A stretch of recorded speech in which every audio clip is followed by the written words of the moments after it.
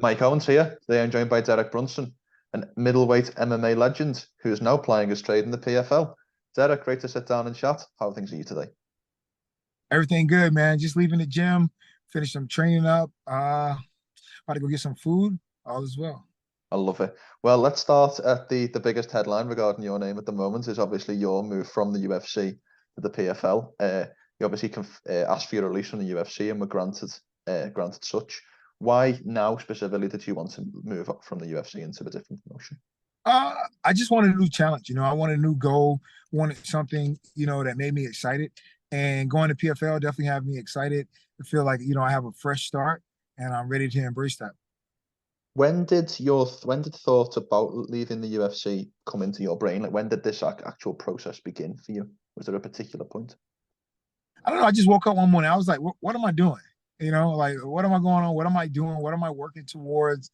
Am I working my way towards something up? I still want to compete. I still enjoy competing. Like where am I at? What's going on? So like, I just felt like, I didn't know if I didn't know like if it was be the best, like if I had a fair shake to move up, you know what I mean? I always been in the top 10. I always been in top, I was ranked number 3 recently on a 5-fight winning streak.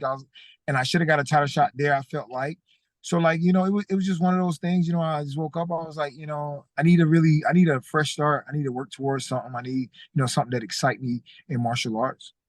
You obviously were matched against Roman Dolidze. I think that fight was coming up for the 11th of November card. Was it difficult not only being released from the UFC, but also pulling out of the fight that you were scheduled for? Yeah, again, it wasn't about the opponent. It was just more of, like I said, I need to get excited. Mm. At one point I had all these like high profile fights. They were exciting, they were fun. And then all of a sudden, it was just these, you know, I didn't get my title shot when I felt I should have. And I don't know, like I said, the excitement just wasn't there. So, you know what I'm saying? I just need a spark, and the spark came with PFL. Are you trying to say that you were maybe worried about becoming a gatekeeper? Is that what you're trying to say without saying it? No, that's not what I'm saying. I'm just saying it was just no excitement. No, I mean, like I said, Mm. if you're let's go with a guy like Bilal Muhammad. I think he's on a 9-fight winning streak. Yeah. Um, if you're not getting what I mean, what do you have to do to get a title shot? Sean Strickland got a title shot with one win, 1-fight winning streak, I believe, and he was ranked number 7. Bilal Muhammad is ranked number 2 or 3, and he's on a 9-fight winning streak, and he hasn't got a title shot. So it's kind of one of those situations. Like, what are you doing? What's going on here? You always want to be moving up and working your way towards something. And if the opportunity doesn't present itself, then maybe it's time to move on. Yeah, 100%. Well, you've moved on and you've now got a new opportunity fighting for the PFL. What attracted you most when you kind of surveyed the landscape and you looked at the other promotions? What attracted you most to the move to the PFL? I like the way PFL move. I like the $1 million tournament. I like the format. I like how they have the point system. I like, when you watch the fights, it's on ESPN, and they have like the live scoring in terms of who landed the more strikes, the odds going back and forth. I think that stuff pretty exciting. I like the way they're doing things, and they're all about trying to like build their brand, and I'm here for it. Do you, at this moment in time, with obviously the rumours around and Bellator's potential ending, if you like, and obviously with one championship doing the stuff over in Asia, do you rank PFL as the second biggest promotion behind the UFC in combat in MMA? Oh yeah, there's no question. Definitely second biggest. Just need to keep signing guys. Need to be the destination, make it a destination for guys like, hey, I want to go to PFL first. It's an opportunity, a big league that's on ESPN. Have great fighters, have $1 million tournament. I've been in the UFC for a while. For a fighter to start out, it's gonna take you a little bit to make $1 million. So just guys can come over here and and can win and work hard, and they can get rewarded for it. I believe I've watched other interviews of yours, and you said that you'll likely be competing in the 205-pound tournament for 2024. When you look at the finalists this year, Josh Silveira and Impa Kasanganay, what do you make of the potential bracket for next year, your potential opponents?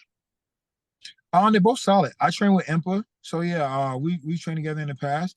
The other guy I've seen him fight a little bit. He's pretty solid. So yeah, we'll see how that goes. We'll see who comes in.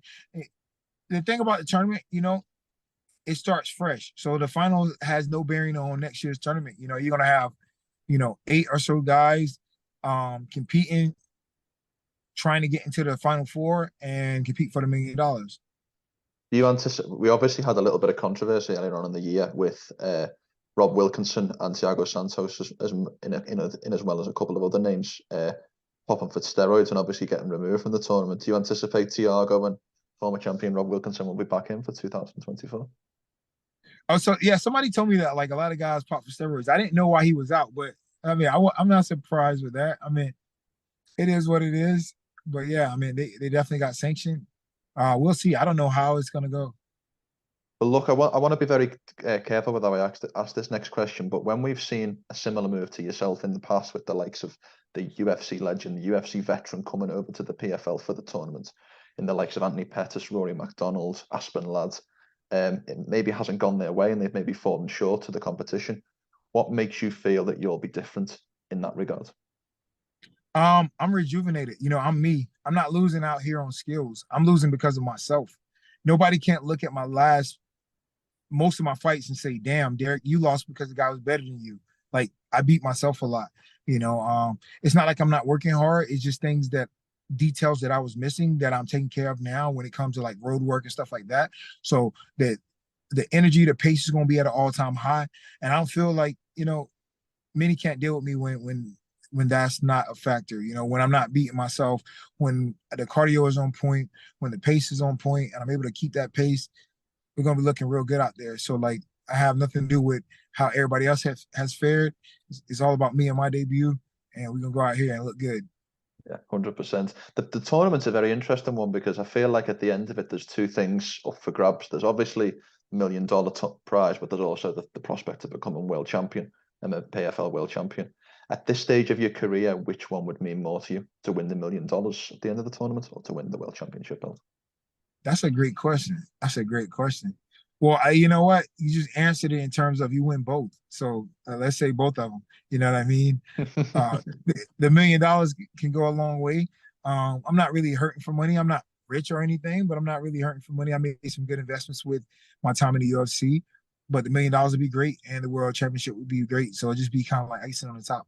100%. Well, when we kind of go back to your UFC career and we reflect for a moment, I checked the record. You were in the UFC for over a decade. 2012 was when you made your official debut. When you look back at all those fights and all the years you were in the promotion, what are some of the high points that stand out to you? I had 2 5-fight winning streaks. I think I'm tied right now for the second most wins at welterweight in the history of the UFC, and got the most first round finishes in the middleweight history. Um, so yeah, I mean, I've been there for a while. Beating former champs, I beat Lyoto Machida. I fought Anderson Silva. I beat Anderson Silva, but they robbed me of the decision. So, but that's a loss there. But yeah, I fought some good guys. I only fought champions. I only lost to champions. There's a lot of people that fought in the UFC that have a lot of losses, but those guys aren't champions or contended. They're just guys who fought in the UFC. But all my fights have been high profile, and I've won most. I lost some, and that's that. And conversely, is the one fight or one particular moment that you wish you could have got back? One moment is the decision, maybe right before they made the decision of Anderson Silva, they thought correctly, like, who really won this fight? Let me score this thing a little bit fairly. That's a nice one to have on your resume over Anderson Silva. 100%. Talking about the future and the future with the PFL, a very notorious man who's now signed with the PFL, and Jake Paul is rumored to fight, is confirmed to fight in December. Now, I checked the odds, and when Jake Paul announced his next fight, although he hasn't announced an opponent, you were joint favourite for that fight at around plus 300 alongside KSI. Surely that fight, if that is fight going to happen, that's got to happen in a boxing ring. That Jake Paul wouldn't sign to fight you in a MMA fight, would he, Derek? I don't know, man. He might. He might. Well, we'll have to see after this. After I go out here and handle my business with Ray Cooper, we'll see what Jake Paul feeling like. You never know. Is that a fight? How much would that fight interest you? Oh, a lot. You know, I love challenges. I love big fights, super fights. So yeah, I'll be all for it. Well, that would be a completely different turn to the likes of the fighters. You mentioned they're only fighting world champions and the best in the world. Um, Talking about the best in the world at the moment, UFC middleweight champion Sean Strickland. What did you make of his claiming at the title in UFC 293 against Israel Adesanya? Kudos to him. He went out there, looked good, got the belt, you know, beat the guy up, and yeah, that's that, you know. Um, it doesn't really matter how easy he looked or what he did. The matter is Sean made the most of the moment, and that was that. How long do you anticipate Sean Strickland holds the title in the UFC? I think he might defend one or two times. I would say.